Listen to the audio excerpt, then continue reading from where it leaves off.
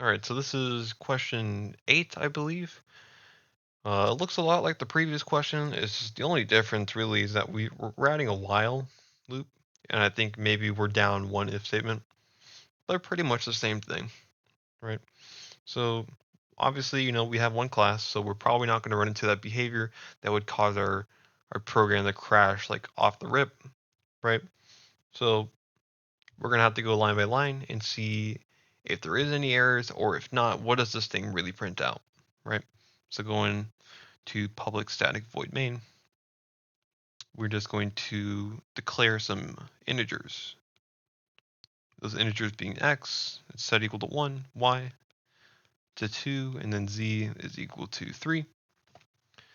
And now we enter this, well, we don't enter, we have to see if we were going to enter this while loop, right? So while x is greater than or equal to 1, right? So we look at x and we notice that it's equal to 1, right? So it does follow this condition. It makes it true. So we're going to enter the while loop and see what it does. So what does it do? This first line in the while loop just tells us to print a normally, right? Like just print out an a, right? No strings attached, except that it's a string. That was probably a bad thing to say. Whatever. If y is not equal to 2, then we'll print out this b, right? So we have to go look at y. Y is equal to 2. So this if statement, we don't really care about it, right? It's not going to run. Of course, if we're on this else if now, we have to look to see if z is not equal to 3. Z is very clearly equal to 3, so we're also not going to care about this else if. So kind of like by default, we have to run this else. Since both of these guys failed, we're just going to print out a d. Right?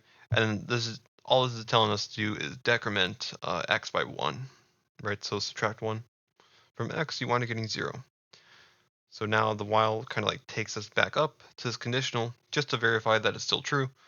But wait, right? It's not true, right? 0 is not less than or equal to 1. So we actually break out of the while, and we actually just end the program there.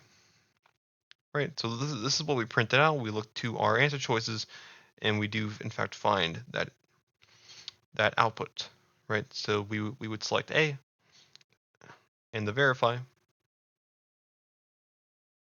A is in fact the correct answer.